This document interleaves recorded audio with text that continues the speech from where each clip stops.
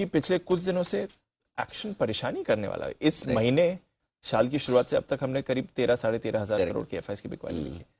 कल 2100 करोड़ की कैश की बिकवाली थी।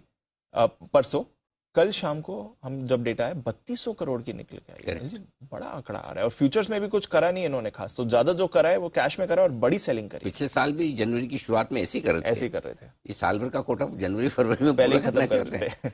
नंबर तो खराब। देखिए लिक्विड ऑक्सीजन जैसा मामला हो गया। अमेरिकी बाजारों की तेजी आपको गिरने नहीं देगी और एफआईएस की बिकवाली आपको बढ़ने नहीं देगी, है ना। Yes sir. और ये आंकड़े डिस्कम्फर्ट देने वाले।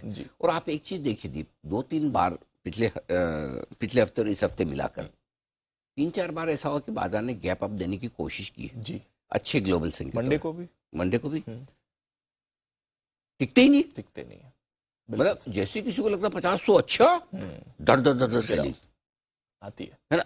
तो इसका मतलब क्लियर है कि ऊपर के लेवल पर एफआईएस बेचने को तैयार। अब बेचने के रीजन क्या जी? हमारा तो ऐसा कुछ खराब नहीं है, करेक्ट नहीं है, न ग्लोबल ऐसा कुछ खराब है। इसका मतलब क्लियर कट कहीं कहीं कुछ एफआईएस को रिडम्पशन प्रेशर है या फिर उनका व्यू है। वो आजकल का नहीं है, थोड़ा आगे का है। और क्यों? तो रिडम्पशन प्रेशर अगर किसी का है तो अपनी जगह, वो अपने को नहीं पता। अगर व्यू है तो फिर व्यू क्यों? तो व्यू इसलिए हो सकता है कि 2023 की शुरुआत जब आप कर रहे हैं तब आप ग्लोबल मार्केट्स के मुकाबले में सबसे कम गिरे हैं 2022 में, करेक्ट। अभी भी लाइफ हाई के आसपास है, पैसा बना हुआ है।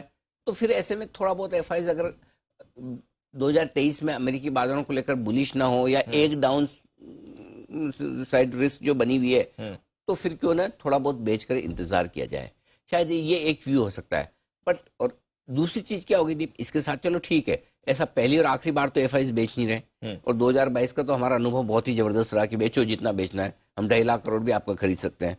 लेकिन इस बार है ना वो जोश, वो उत्साह इसमें है नहीं, किसी में नहीं। लोकल फंड्स तो जितना पैसा आ रहा है लगा रहे हैं, चलो ठीक है, उनका समझ में आ रहा है। लेकिन तीसरी महाशक्ति अभी थोड़ी ठंडी बैठी हुई है।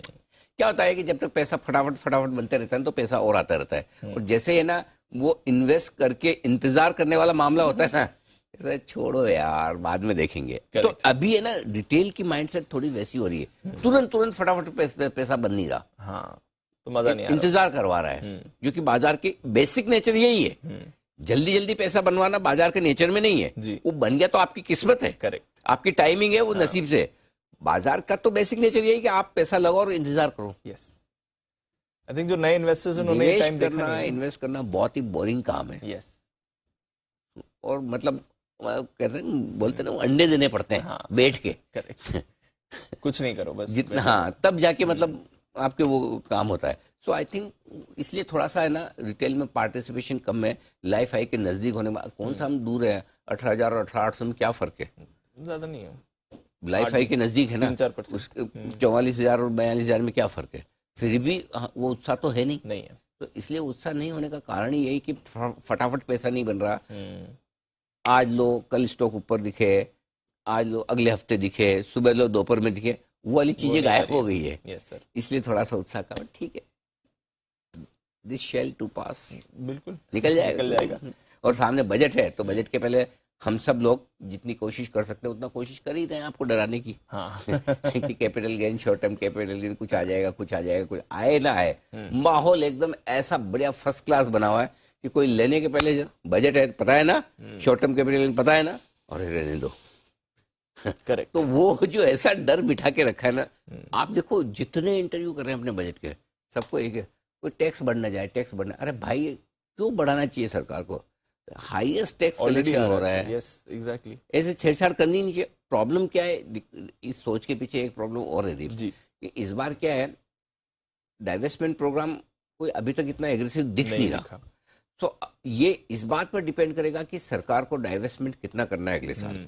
अगर डाइवेस्टमेंट प्रोग्राम एग्रेसिवली रखेंगे तब तो टैक्स के साथ छेड़छाड़ भूल जाओ जी, उन्हीं को माल बेचना है, करेक्ट है ना, करेक्ट। और अगर उनका डाइवेस्टमेंट प्रोग्राम ढीला ढाला रखा कि चलो टैक्स आ रहा है, ये तो मुसीबत के लिए बेचें, जिस दिन कुछ नहीं होगा तब पीएचयू बेचेंगे, राइट, तो फिर टैक्स में छेड़छाड़ भी हो सकती है।